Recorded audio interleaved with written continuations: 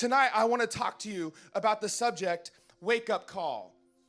It's time tonight for a wake-up call. God, have your way with the rest of this service in Jesus' name, amen. Judges chapter 19, this is what it says. A man was going and he was traveling and into a dark town, and it became night, and then a man opened his door and welcomed them in to his home, the man and his concubine. And this is where we pick up in Judges. And this is what it says. As they were enjoying themselves, suddenly certain men of the city, perverted men, surrounded the house and beat on the door. They spoke to the master of the house, the old man, saying, "Bring out the man who came to your house, that we may know him carnally." But the man, the master of the house, went out to them and said to them, "No, my brethren, I beg you, do not act so wickedly. Seeing this man has come into my house, do not commit this outrage. Look, here is my virgin daughter and the man's concubine. Let me bring them out to you now. Humble them and do with them as you please. But to this man do not do such a vile thing." But the men would not heed him. So the man took his concubine and brought her out to them, and they knew her and abused her all night until morning. And when the day began to break, they let her go. The woman came as the day was dawning and fell down at the door of the man's house where her master was till it was light. When her master arose in the morning and opened the doors of the house and went to go his way, there was his concubine fallen at the door of the house with her hands on the threshold. And he said to her, "Get up, let us be going." But there was no answer. There was no answer. I want to talk to you tonight about a wake-up call. We live in a day and an hour in which the line between the church and the world is ever more blurred by the day. And it's more and more acceptable and tolerant of being to all people from all backgrounds. The Word of God instructs us to love all, not tolerate all. Right is still right, wrong is still wrong. It's never the wrong time to make a right choice. And we are called as people to hate sin and love people. And believe it is possible to hate a person's action and yet love them unconditionally. So often we evaluate church growth by numbers. God is not impressed by size. He looks for hunger. God looks for hunger. He looks for thirst. He looks for passion. He looks for people that are pursuing him. I'm not talking about a hunger out of guilt, legalism, or bondage, but just wanting to know him. See, we're complete in him. We live in a culture that is trying to capture our attention every waking moment of the day. It's trying to distract us from the only thing that Jesus said would fulfill that hungering after him. See, maturity is not the accumulation of knowledge. It's the increase of hunger and thirst for righteousness. No one is empty as the man who stopped walking with God but does not know. See, we as Christians no longer want to confess our sin. We want to rationalize our sin. Rationalization of sin is Satan's counterfeit to confession of and freedom from sin. We no longer want to read the Word of God. We'd rather spend our time reading books written about the Word of God. We're living on secondhand revelation from books written by men rather than receiving revelation directly from God himself by reading the Bible. And some sit here tonight and say, "I don't hear from God." You want to hear from God, open the Bible. See, he's already spoken to you through his word, but we get distracted. It's very hard sometimes, even for myself, to sit down and be still long enough to begin to read, and even harder to begin to read enough to begin to hear back from God. But the Bible is a unique book. It's the only book, it's been said, that when you read it, it reads you. The Bible is supernatural. The Bible not only introduces me to who Jesus is, it introduces me to who I am. Because the world has told me who I was for 27 years. And I unfortunately chose to believe the crowd. Let me tell you about the crowd. The crowd is usually wrong. But we listen to them because the crowd has power. So you know what cliques are in your high schools? Cliques are nothing more than a large group of insecure people who surround themselves with people like themselves, and they don't want you in their clique because if you come into their clique, you threaten to expose them and take their position. So they'd rather tear you down and push you away so that you don't reveal who they really are. But you can't live for the approval of the crowd. you can't allow other people to define what is attractive or what is into you. Because if they define what is in and what is attractive, then you look to the crowd to affirm you. And when the crowd doesn't affirm you, you don't affirm yourself. Carmen wrote this. In his farewell address, Washington said, "You can't have national morality apart from religious principle," and it's true. Because right now we have nearly 150,000 kids carrying guns to these war zones we call public school. In the 40s and 50s, student problems were chewing gum and talking. In the 90s, rape and murder were the trend. The only way this nation can even hope to last this decade is to put God in America again. Abe Lincoln said, "The philosophy of one classroom in one generation will be the philosophy of government of the next." So when you eliminate the word of God from the classroom and politics, you eliminate the very nation that word protects. America is now number one in teen pregnancy, violent crime, number one in illiteracy, drug use, and divorce. Because every day a new Holocaust of 5,000 unborn die while pornography floods our streets like open sewers. It's time to wake up. Time to wake up when 70% of America says they're depressed. When we spend $57 billion a year on alcohol, it's time to wake up. When pornography sales are more than the NFL, the NBA, Major League Baseball, and the NHL combined, it's time to wake up. It's time to wake up when it's wrong to pollute our air with toxins, but it's right to pollute my mind with pornography. It's time to wake up when we allow a teenager to leave school to get an abortion, but require a note from their parents to give them an aspirin. When I have high school students coming to me after a school assembly asking me if I can reach their parents, it's time to wake up. You know, it used to be when I started doing school assemblies, I'd be in a church the week before schools in the town, and parents would come and say, "You're going to be in my student's school, can you reach them?" And over the past 5 to 6 years, I've seen a trend where I'm going into schools and sitting on bleachers with students, and after talking with them, they're looking at me and saying, "Dean, my mom is strung out, can you help her? My dad doesn't want anything to do with this family. Dean, can you reach him?" We need to wake up. When a mass murderer has more rights in a courtroom than the 10 Commandments, it's time to wake up. When our schools are telling teenagers they can choose what gender they want to be but can't choose to pray in school, it's time to wake up.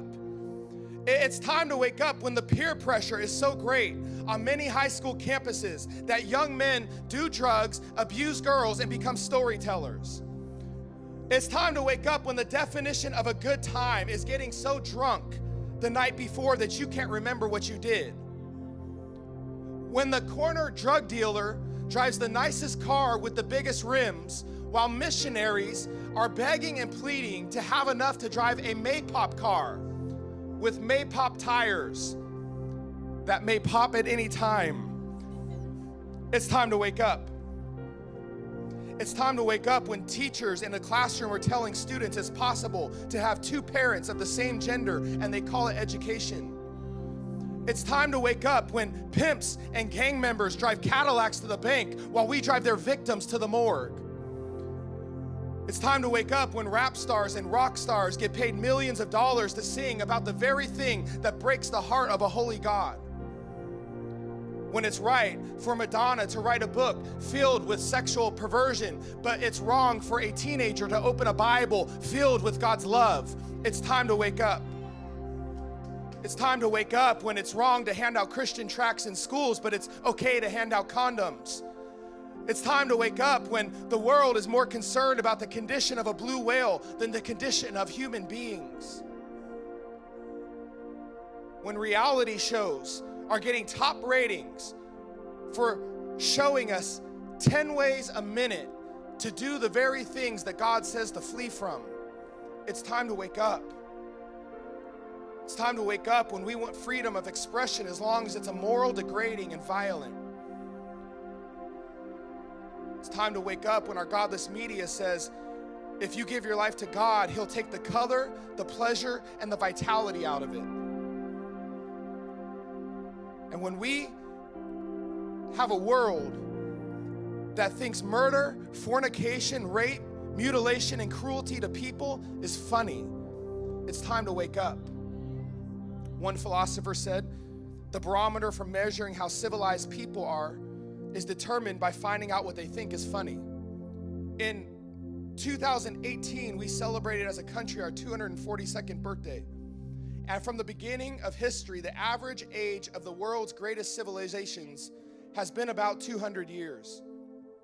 During those years, these great nations always progress through the following sequence: from bondage to spiritual faith to courage, from courage to liberty, liberty to abundance, from abundance to complacency, complacency to apathy, from apathy to dependence, and from dependence back into bondage. America is on its way into bondage, and the answer is not going to be found in Washington, D.C. or from the White House. The answer is going to be found in the church house. When the people of God rise up and take their place and wake up from their slumber, Jesus said of his church, the gates of hell shall not overcome it. It's time for the church to wake up. So what can we learn from this account in Judges 19? Number one, the first thing I saw in this is that the man of the house gave up his authority. In verse 23, when the men were pounding on his door, wanting to pull the man outside, the owner of the home said, I beg you. I beg you. Let me tell you this, men of God do not beg anybody for anything. We've been given all power, say all power under heaven and on earth, and all authority to trample snakes and scorpions. We don't beg. The Bible says, I've never seen the righteous forsaken, nor their seed begging for bread. We are not to beg for anything. The second thing I saw was he negotiated. He compromised with the enemy. And in verse 24, instead of letting him take the man outside, he said, here's my virgin daughter and the man's concubine. Take them. Humble them. Do with them as you please, but just don't touch this man. This story starts to stir something in me right about at this point. It stirs an anger. Dean, you're a Christian. You're not supposed to get angry. No, Jesus said, be angry and sin not. Anger is fuel. Anger is tenaciousness. It is a fight that's inside of me when I have a purpose and I have a righteous indignation toward an injustice that's happening, and there's something inside of me. There's a fight deep down inside of me that is not okay with this woman being abused. And I'm gonna stand up and I'm gonna fight for her rights. This man didn't do that.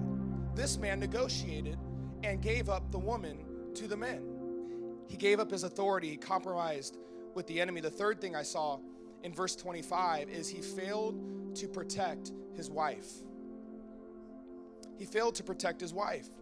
It says in verse 25, the man took his concubine and brought her out to them, and they knew her and abused her all night until morning. And when the daybreak came, they let her go. He brought her to them. And I can't help but think my heart would be to rescue her from them. In 2012, when I went to Cambodia, something unique happened. I was in the village, and for the first time, I encountered a pedophile. I had never met the pedophiles the previous years, but this particular year I did. I was standing outside of our Lord's gym, and a man pulled up on a moped, and a young girl said to me, there's a foreigner here. And so we know what that means in the village. There's someone looking for children. And so I went over, and he's wearing a helmet with a visor on his moped. And I introduced myself. I said, what are you doing here? He said, I'm just out here vacationing. I said, vacationing in Cambodia? He said, yes. I said, with who? Oh, I just came alone. Now, you don't go to Cambodia alone. You certainly don't find this remote village unless you're there for a purpose. And I said, well, how did you end up in this village? He said, I don't know. I just ended up here. You just ended up here. Well, did you ride the moped or did the moped ride you? He stopped and he said, you know, you're looking at me a little crazy, like you want to do something to me. I said, sir, if I wanted to do something to you, it would have already happened. I said, but I want to encourage you not to come back here again. Well, I'm coming back tomorrow. I said, sir, I would encourage you not to do that. Why? Because I can't promise to be as kind to you tomorrow as I'm being today. Well, I'm bringing friends. He said, do you have friends? I said, as a matter of fact, my friend's right there. I pointed to Big Terry, 6'2", 280, standing in the back of the gym. He said, well, we have weapons. Do you have weapons? I said, no, sir, but I have a field out back I can put you in and no one will ever know you were here. He rode away. That night I started feeling a little conviction, John. I'm thinking, I wanted to pray for him. I should have prayed for him. I should have prayed for him. I should have. And I was thinking to myself, if this ever happens again, I want to pray for him. Because God started to speak to me and said, do you want them to be hurt or do you want them to be healed? In other words, do you want them to suffer or do you want them to be saved? And if I was honest, I had a real hard time with God that night as I fell asleep having that conversation. A few days later, I'm in the village again, and a young lady came to me and said, Dean, a foreigner is here. I thought, gosh, again? I'm going to pray for him. Yeah, I'm going to pray for him. I'm ready.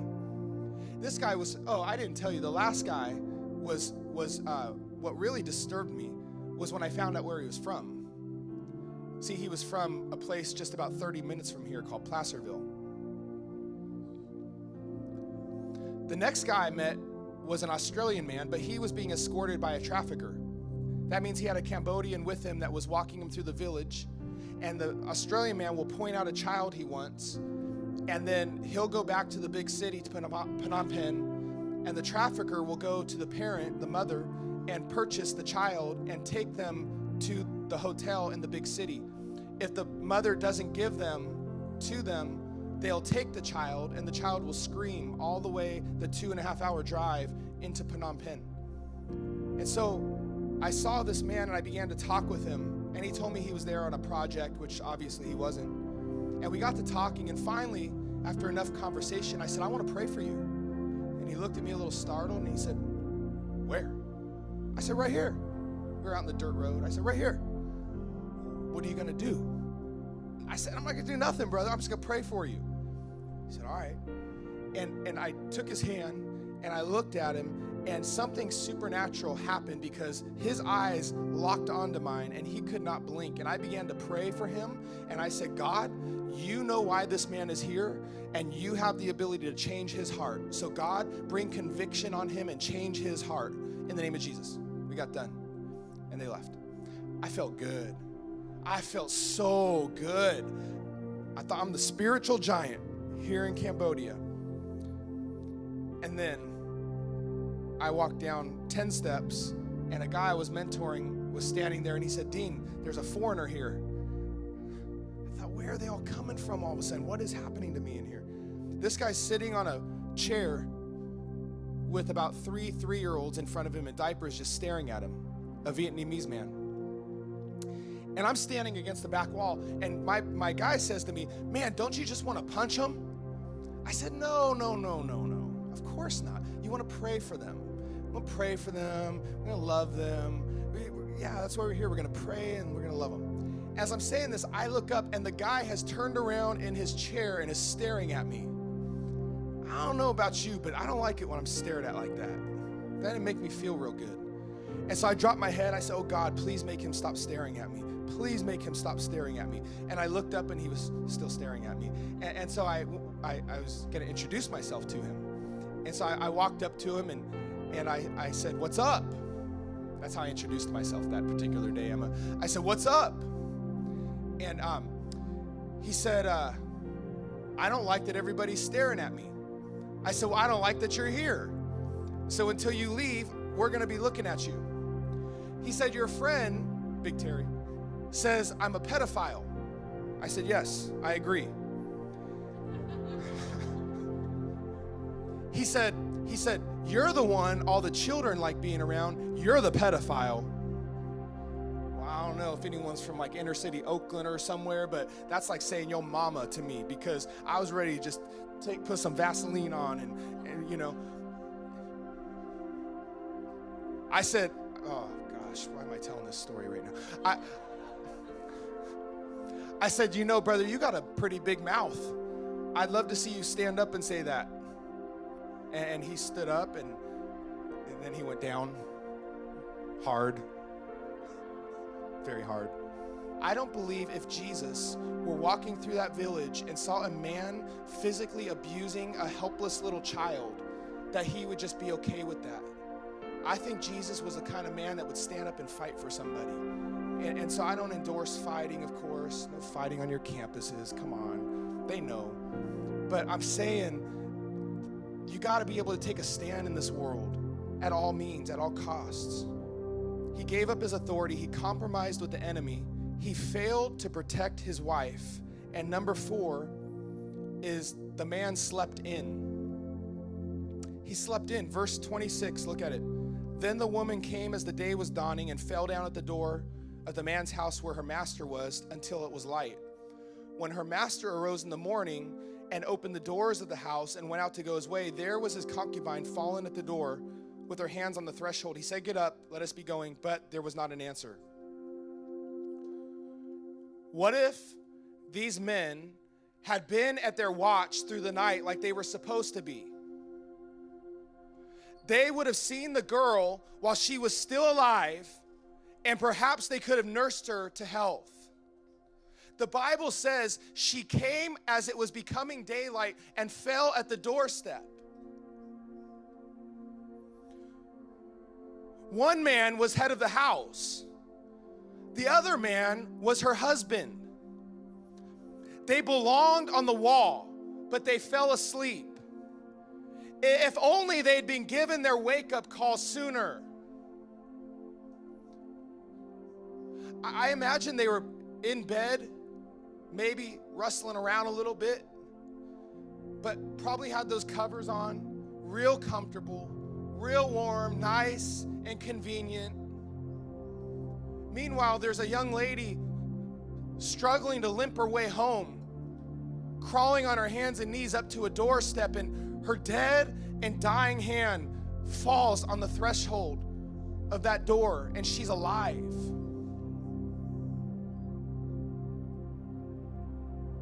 I can see in the theater of my mind her blood-stained hand leaving an impression on that doorstep that day. And as a church, I think too often we are too comfortable under our covers, where it's warm and comfortable and convenient. Being a follower of Jesus, listen to me, young person, so good. Being a follower of Jesus is anything but convenient. Those of you who feel called to ministry in here, ministry is not convenient. The call of God will cause you to step out so far on a ledge that you'll have to stay close to Jesus to not be so fearful to run back. Jesus said, before you decide to follow me, count the cost. See, Jesus said there's a cost, there's a price to pay for walking with Jesus. What is the price? I don't know what your price is going to be. I don't know how you're going to pay, but I know you will pay. You will pay a price to walk with Jesus. Romans 13 says, and do this, understanding this present time. The hour has already come for you to wake up from your slumber, because our salvation is nearer now than when we first believed. The night is nearly over. The day is almost here. So let us put aside the deeds of darkness and put on the armor of light. Paul, in his final letter that he wrote before he died to Timothy, said there will be terrible times in these last days. People will be lovers of themselves, lovers of money, boastful, proud, abusive, disobedient to the parents, ungrateful, unholy, without love, unforgiving, slanderous, without self-control, brutal, not lovers of the good, treacherous, rash, conceited, lovers of pleasure rather than lovers of God, having a form of godliness, but denying the power. See, this woman's dying hand was on the threshold of their doorstep, and the men did nothing. What are we going to do? Hebrews 2:1, we must pay the most careful attention, therefore, to what we have heard, so that we do not drift away. See, the dying hand of the world is on our doorstep of the church, and the church in America is asleep. The dying hand of Fair Oaks is on your doorstep. The dying hand of Roseville, of Granite Bay, of El Dorado Hills, the dying hand of Sacramento and Citrus Heights and Rockland and Folsom. Their dying hand is on our doorstep.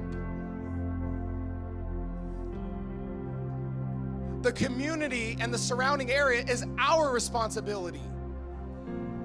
The dying hand of public schools is on my doorstep.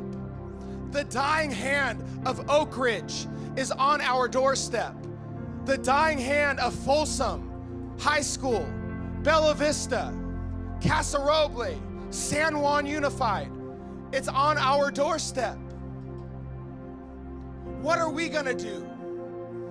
We have the ability to go into their schools where they're at and meet them in their world and love them where they're at for who they are and not demand a change on them. See, the Saturday night prayer life of the pastor, it can't be, God, bless my church tomorrow. Give me an eloquent sermon to preach. And God, bless the tithe and the offering that we can have more as a church. And God, bring people into the church and fill the chairs and make it good. That can't be the prayer life on a Saturday night of a pastor. The Saturday night prayer life of a pastor ought to be, God, you said you came for the brokenhearted. You came for the widows and you came for the orphans. You came for those that were the downcast and the outcast. And so God, send them into my church, but don't just send them, send me.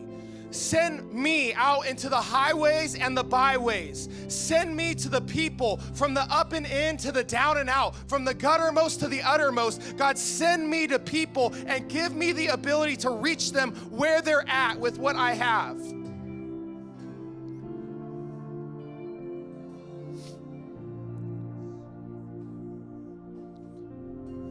This is how the story ended. Would you stand if you're physically able? Judges 19, this is what it says. The man picked up that woman, he put her on his donkey, and he rode back to his town. This is what it says, picking up in verse 29. When he reached home, he took a knife and he cut up his concubine limb by limb into 12 parts and sent them out into all Israel. He sent all the parts. One part went to Granite Bay. One part went out into Rockland. Another part he sent to Sacramento, another into Citrus Heights, another into Fair Oaks, and another yet still into Folsom and Roseville. And all the parts went out. And everyone who saw it was saying to one another, such a thing has never been seen or done, not since the day the Israelites came out of Egypt. Just imagine. Now watch what they said. We must do something.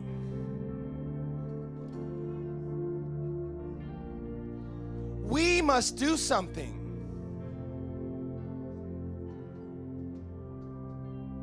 What does that mean in your heart tonight? You must do something. See, I don't know what that something is.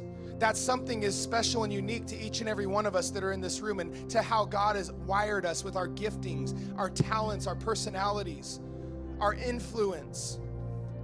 But we all matter in the kingdom, and we all have a part to play in reaching someone, in doing something. For one, it might be financially helping. For others, it might be giving a smile to somebody that's feeling down. See, I tell students in the school all the time, if you're in a gym, you're starting to work out, you're getting strong, you don't use your strength to push people around.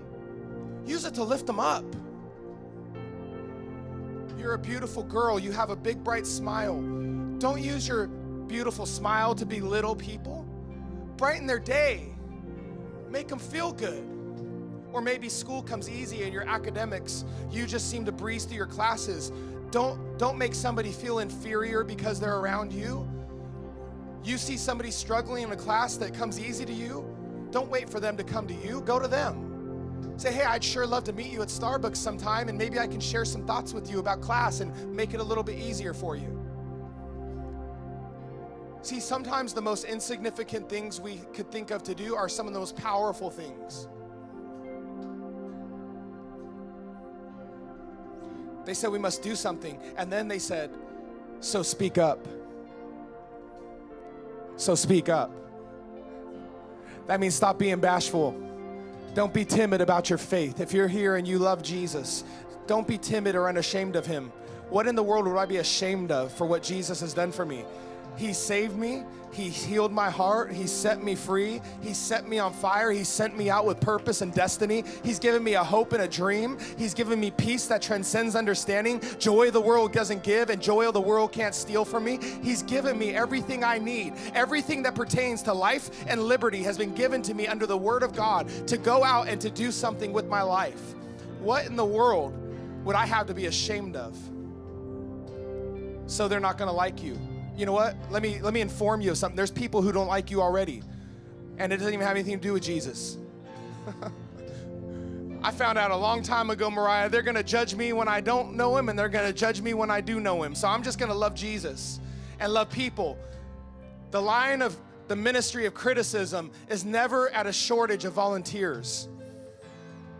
You're going to have to get used to the critiques of people who don't understand you. See, you're uncommon. And uncommon people, the world doesn't understand. And I'm going to be real honest, the church isn't even going to understand you when you become uncommon. The ultimate portrait of being uncommon for me is Jesus Christ, a 6-hour period of his life when he hung on a cross suspended between heaven and earth. Rejected by man, rejected by the world, and yet hasn't gone to heaven yet. And for 6 hours, stretched out wide, opened up to be transparent and vulnerable for the whole world to see him as he is. That's the life you're called to live as being uncommon, Leah. Stretched out wide for the world to see you for who you are. All your shortcomings, all your flaws, all your talents, all your giftings, your big, beautiful smile and your awesome personality, everything about you for the world to see. For the world. Hey, I have a word for someone tonight. Give the world access to you. Let the world have access to you. Stop playing facades and images and having a representative that walks before you every day. Be yourself. You're born an original, don't die a copy. You are created uniquely and gifted to do something phenomenal in life. Why not do it?